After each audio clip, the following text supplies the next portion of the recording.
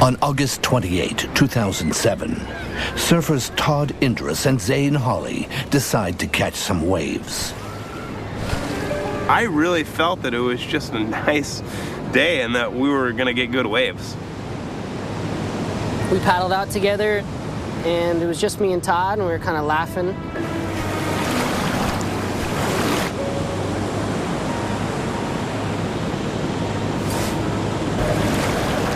We were out in the water for probably about 45 minutes.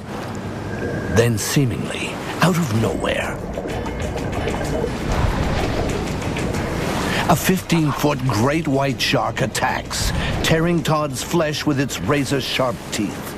When I heard this blood-curdling scream, and just all this blood kind of just squirting up and down. And it fit me in its mouth and shook me. I was literally with my back hanging off my body. And it bent my right knee backwards and swallowed my leg into its mouth. So I was losing massive quantities of blood. Like, I was just completely frantic and out of my mind, scared. But miraculously, something comes to his rescue. A nearby pod of bottlenose dolphins intervenes, attacking the giant killing machine. When I saw the dolphins kind of just freaking out in a frenzy and kind of pushing the shark away with their beaks. Tail slapping the water, trying to keep the thing from coming back for a third, a kill bite. The dolphins drive away the shark, but Todd is badly injured. And then, like it was sent from God, a wave came that was just a perfect little wave that was breaking right where we were. And I don't even know how I had the energy or the stamina or whatever it is to get into that wave, but I actually caught the wave. Within 10 or 12 seconds, I was washing up onto dry sand, and everything around me, all the foam, was just bright red.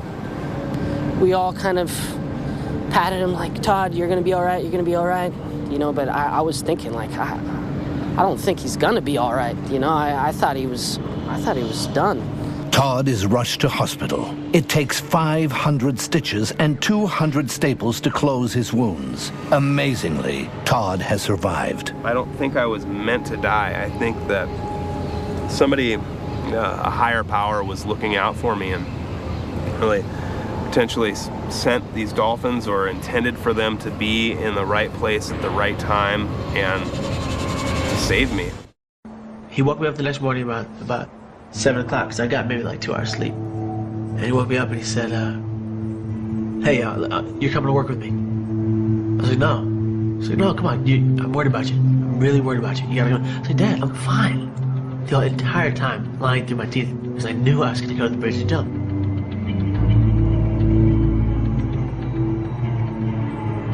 I said, listen, why don't I take the day off and we'll go do something? And he said, no, I'd rather go to school. I kissed him goodbye on the cheek, and I was like, all right, this is the last time I ever had to kiss my dad goodbye. I'll never see him again. And he'll never see me. And I went to my English class, dropped all my other classes. I took the K out to the 28, to the 28 out to the bridge. And the whole time I was just bawling my eyes out. Just crying, talking to myself on the bus. I had stopped before I got on the 28. I had stopped at Walgreens and I bought my last meal, Starburst and Skittles. And went out the bridge, found a place that I thought, all right, it's not too close to the pillar. I won't hit the pillar. I'll just hit the water. I'll either drown or I'll die on impact, or I'll have a heart attack. So I got there, stood there for like 40 minutes at that spot, just crying my eyes out. Joggers, bikers, runners, tourists, whatever, running by, walking by, looking at me, didn't say anything. That's not their part, it's not their problem, but anyway. And this woman, she came up to me, she said, in a German accent, I think it was a German accent, she said, will you take my picture? I was like, your picture? woman, I'm gonna kill myself. What is wrong with you? You can't see the tears pouring out my face, but she couldn't. So she was on her own hype. So I took the camera, took her picture, said, "Miss, have a nice day." Turned back to the traffic, turned to the bay, said, "Fuck it, nobody cares." Pardon my French. And I hurled over the bridge.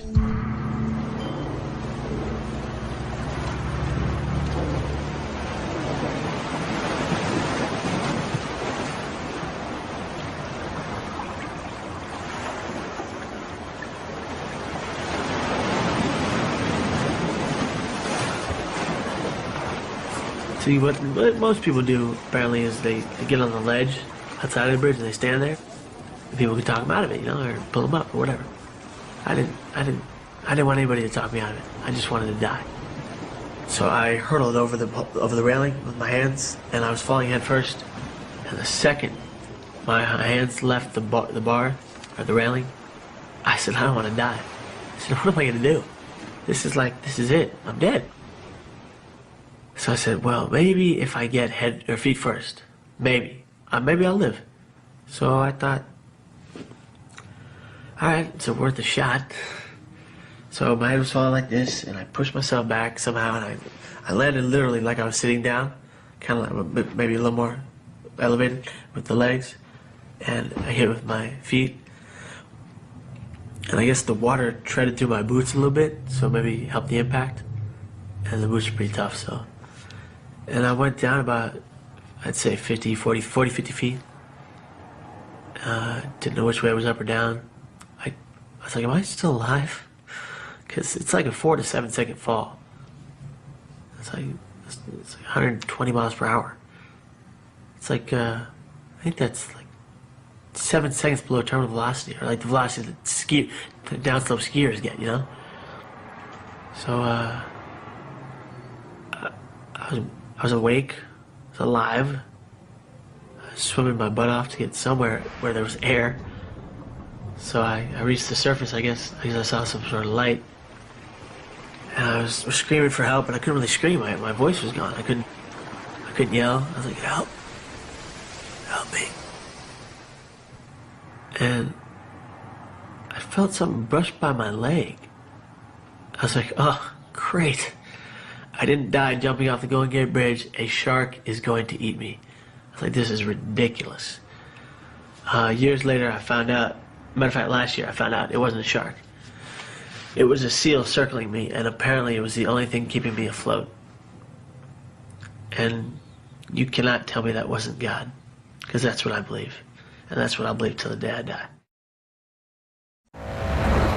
Lost in the unforgiving New Mexico wilderness, Tom Bosworth has been forced to leave his 67-year-old wife, Linda. If he doesn't find help soon, he may never see her alive again.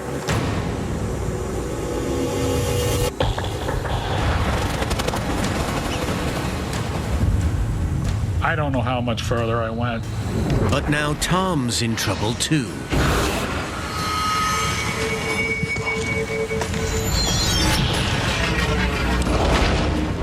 I dropped.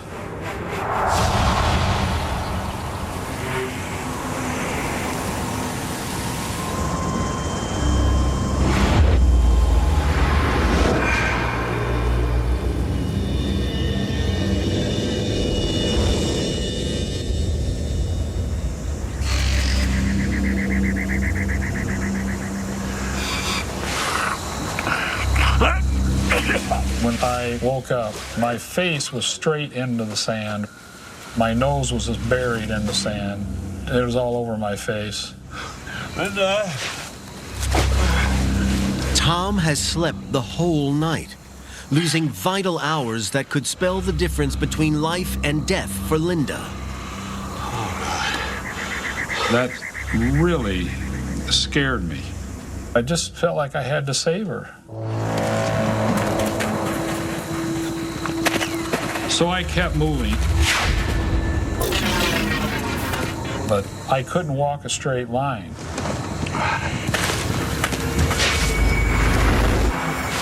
I felt drunk I staggered. I was losing it.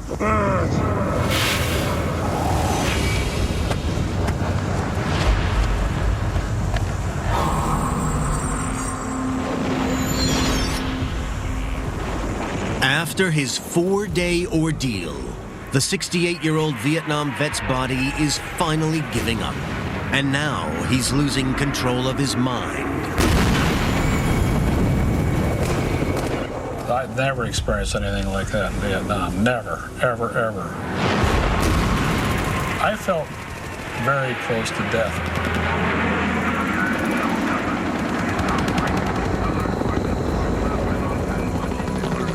The thoughts started coming into my mind. Tom, this is your last day on Earth. And I began to realize this is it.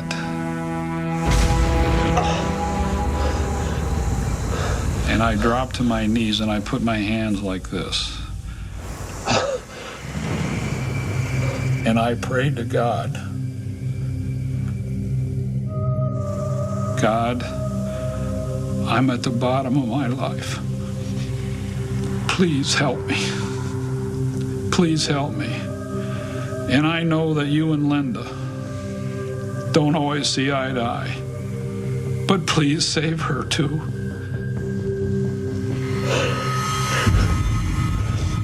I just said it right out loud.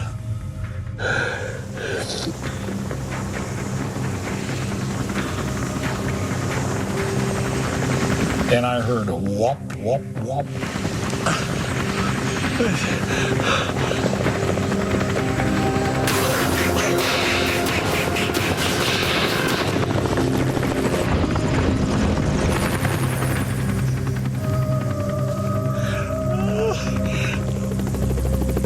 And then it looked like they were going away from it.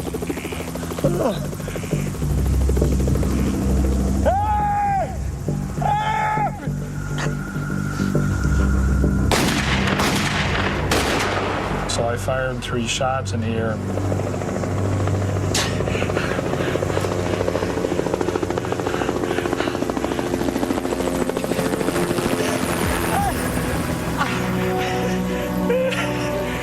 And right up there was that young medic waving at me.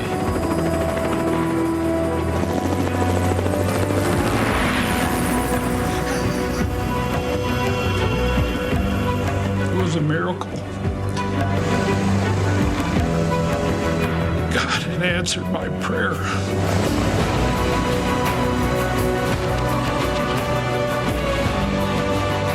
I cannot describe the feeling that is that you're alive and they're going to save you.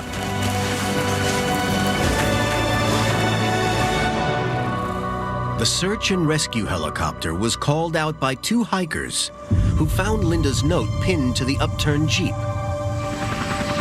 Tom directs the rescue team to where he left Linda, but he has no idea if she's still alive. 10 minutes later, they find her. And I look over, and there's Linda laying there. I looked at that medic, and he looked at me, and he did this. He did this. I'm sorry. Linda was alive. Hospital treatment saved Linda's life, but the ordeal left a serious legacy. Dehydration destroyed most of her intestine, and she now needs an intravenous drip to survive. This happened to me, and I've got to make the most of it because I've got a lot more life in me. I still, to this day, feel guilty. I have to work on that all the time. I love her so much. I will always take care of her.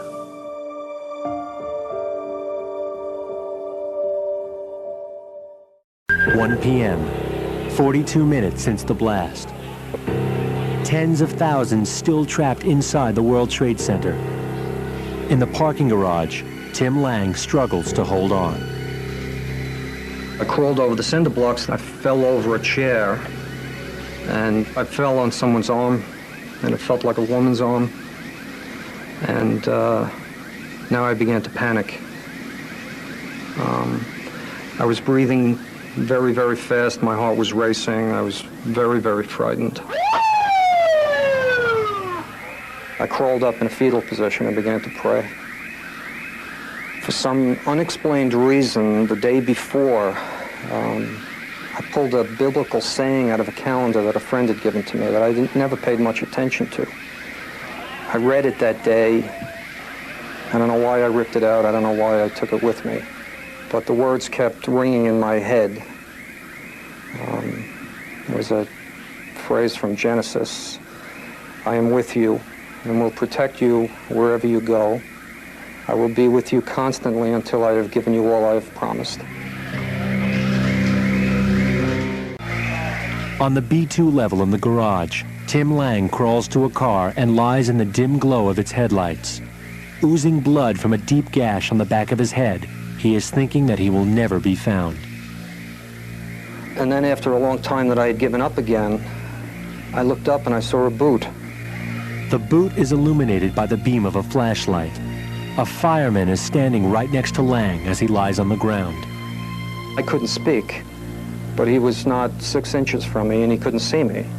So I reached out and just grabbed his boot. And I heard him behind his mask scream. I'm sure I scared the hell out of him. The next thing I know, I'm being lifted up by two fellows. Tim Lang is saved. Rescue workers will rush him to a hospital in Brooklyn where doctors will treat him for minor injuries and will stitch up the gash on the back of his head. November 1998, Pawling, New York. 58-year-old grandmother Rose Benvenuto had a horrific car accident when she swerved in an effort to avoid a stray dog. I hit the railing, the airbag inflated, and I don't remember much else. Looking at her wrecked car, you'd never guess that anyone could get out alive. But in fact, Rose walked away with hardly a scratch. I guess it was a miracle that I did survive. Rose believes that this provocative and chilling photograph may explain what saved her life. It was taken by Sharon Boo, a photographer at the local fire department. I've taken hundreds and hundreds of photographs, but I've never come across anything like this. Following her normal procedure, Sharon photographed the wrecked car from several different angles. But it was only in this shot that something inexplicable appeared. This photograph contained a ghostly figure outline of a person. You could see through the ghostly figure and still see the automobile. As incredible as it sounds, both Sharon and Rose believe the image in the photograph is indeed a ghost, one that saved Rose's life. I feel she had an angel looking over her shoulder. Was this mysterious image simply a camera trick or something Sharon created when developing her photo? And I do not develop my own photos. I just take them to a 1-hour photo developing and have them developed right away. In fact, the ghostly outline does appear on the negative of the film, surely a mystery and difficult to fake. If someone did say that this is a hoax, I have to differ with them. Since I am here, I have survived that accident. There is this proof on the photo. Children are taken hostage in a Wyoming school. David and Doris Young walked into Cokeville Elementary School with a deadly mission. I said to them, "Is there something I could do to help you, sir?" And he said, "Yes, ma'am, there certainly is. This is a revolution. Your school's being taken hostage. Consider yourself a hostage." If you'd looked in David Young's eyes, you knew it was no joke. They're heavily armed, and a bomb is wired to David Young's body. He said the bomb was capable of blowing up the entire building. He said it will level this whole building and everyone in it. The hardest part of the whole thing was that I started out in this thing alone, and I couldn't warn anyone. The Youngs took Christine to the first grade classroom at gunpoint. They forced the school's 153 students and teachers into the tiny room. He said, "This is a revolution. I'm holding you hostage." And one of the girls in my class just went hysterical. He demanded a ransom of $2 million for each hostage. With police and parents waiting helplessly outside the school, the tension inside the classroom increased. We had children sick to their stomach, crying, you know, and asking their teachers, why can't we go home? I want to go home. Young put down tape in the shape of a square. He and Doris sat inside it. He said if anyone else stepped into the square, he would set off the bomb. Although he was acting more disturbed, the children became calmer. It was just like this total peace and this comforting feeling just touched everybody. I guess you could explain it as peace. Always, you know, that nothing could happen to us. It was just a feeling just to be relaxed and not to worry that you'll make it through it. Then the bomb went off. The room was almost instantaneous black. And we had teachers over there that were grabbing kids, trying to get them out through the classroom windows. This lady grabbed my hand and she pushed me out the window. And I don't know if I would have made it out because I was too afraid to move. That was the most frightening experience. Not knowing how many had left, if any, of my classmates. Somehow, the bombers were the only ones to die. And I heard Mr. Moore and a whole bunch of people would start yelling, you know, we're all here, we all counted, we're all here. It was a great moment. We were very happy we were all alive. Then, the children started to tell strange accounts of how they survived. And I could see my youngest daughter, Katie, sitting on the ground, and she told me, Mommy, the angel saved us. I just kind of looked up and I saw this woman, and she told me that to listen to my brother and everything would be okay. And I looked up again and she wasn't there anymore.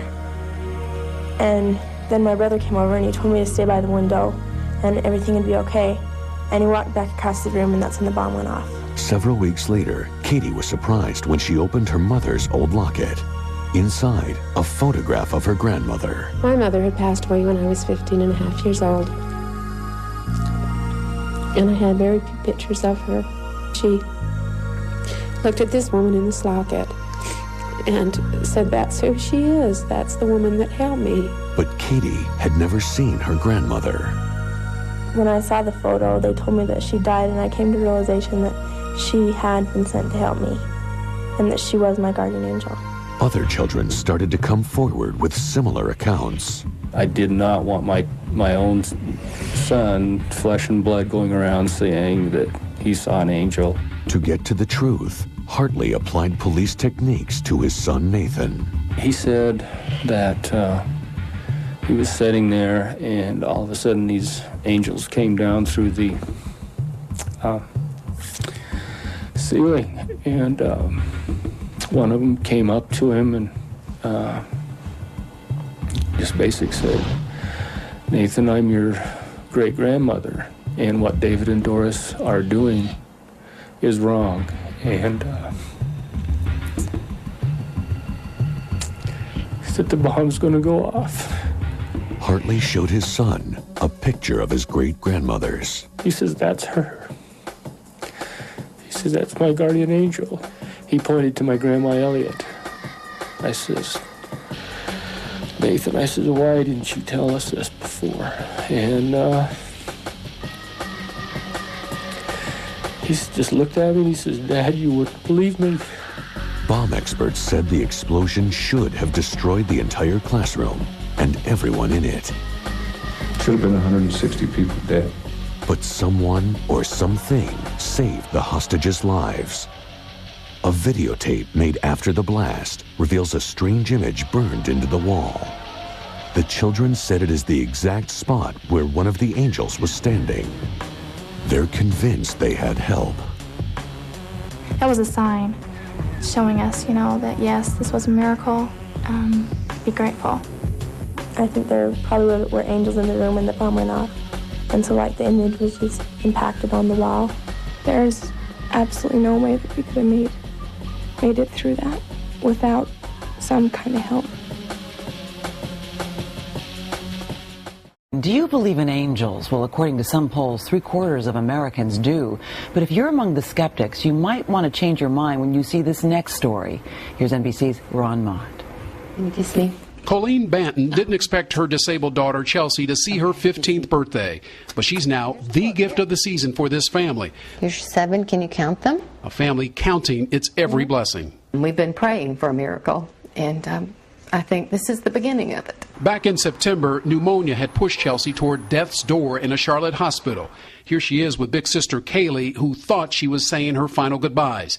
Yet an hour after life support was removed, jaws began to drop among some hospital workers over what appeared at another door near the teenager's room. And this image appeared up on the security monitor. And it was an image of an angel. And I thought, well, either that's the angel coming to take her to heaven, or it's an angel to say that she's getting better.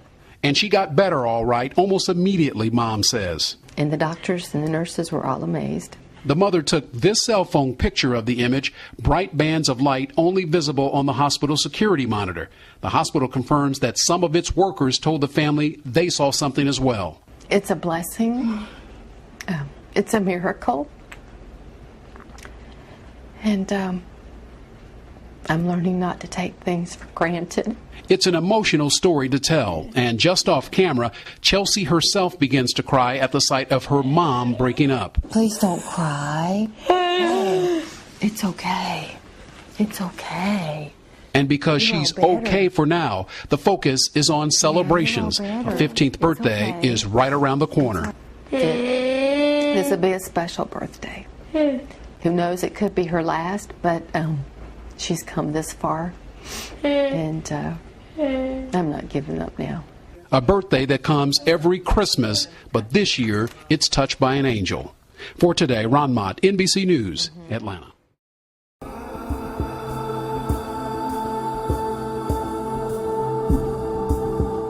I was literally with my back hanging off of my body, and it bent my right knee backwards and swallowed my leg into its mouth.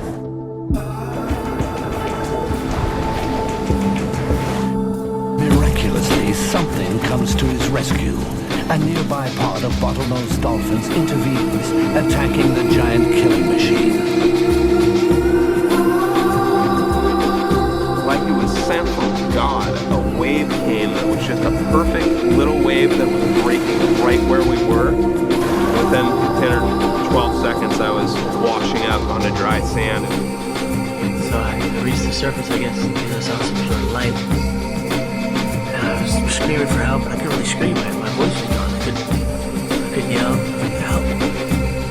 Help me. And I felt something brush by my leg. I was like, oh, great. I didn't die jumping off the Golden Gate Bridge. A shark is going to eat me. This is ridiculous. Years later, I found out. Matter of fact, last year I found out it wasn't a shark. It was a seal circling me, and apparently it was the only thing keeping me afloat. And you cannot tell me that wasn't God, because that's what I believe. And that's what I'll believe till the day I die. I crawled up in a fetal position and began to pray. For some unexplained reason, the day before, I pulled a biblical saying out of a calendar that a friend had given to me that I never paid much attention to.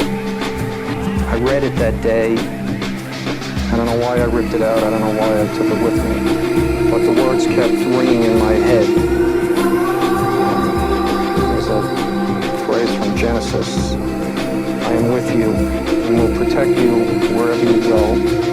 I will be with you constantly until I have given you all I have promised. And I prayed to God, God, I'm at the bottom of my life. Please help me. Please help me. And I know that you and Linda don't always see eye to eye, but please save her too.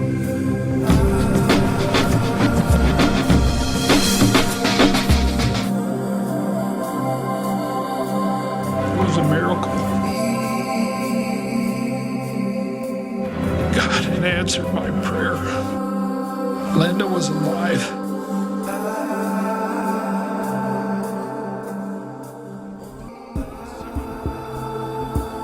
I hit the railing, the airbag inflated, and I don't remember much else.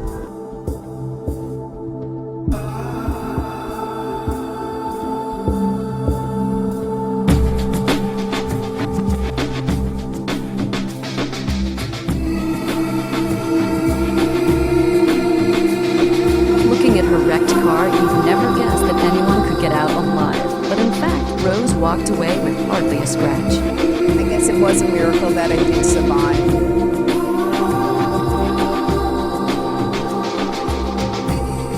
As incredible as it sounds, both Sharon and Rose believe the image in the photograph is indeed a ghost, one that saved Rose's life. I feel she had an angel looking over her shoulder.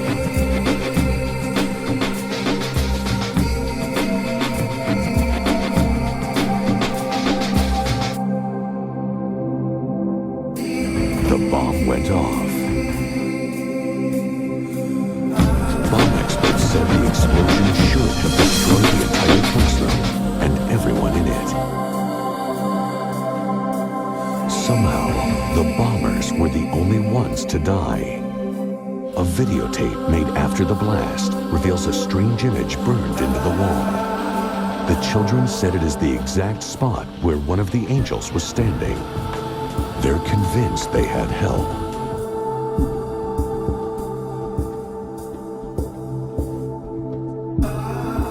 The children started to tell strange accounts of how they survived. Just like this total peace and this comforting feeling just touched everybody. I just explain it as peace. Always, that nothing could happen to us. It was just a feeling just to be relaxed and not to worry that you'll make it through it. That was a sign showing us, that yes, this was a miracle. Be grateful. I think there probably were angels in the room when the bomb went off. And so like the image was impacted on the wall. There's absolutely no way we can move it through that without some kind of help. We've been praying for a miracle, and I think this is the beginning of it. Here she is with big sister Kaylee, who thought she was saying her final goodbyes. Yet an hour after life support was removed, jaws began to drop among some hospital workers over what appeared at another door near the teenager's room. And this image appeared up on the security monitor, and it was an image of an angel. And I thought, well, either that's the angel coming to take her to heaven, or it's an angel to say that she's getting better. And she got better all right, almost immediately, Mom said. And the doctors and the nurses were all amazed. The mother took this cell phone picture of the image, bright bands of light only visible on the hospital security monitor.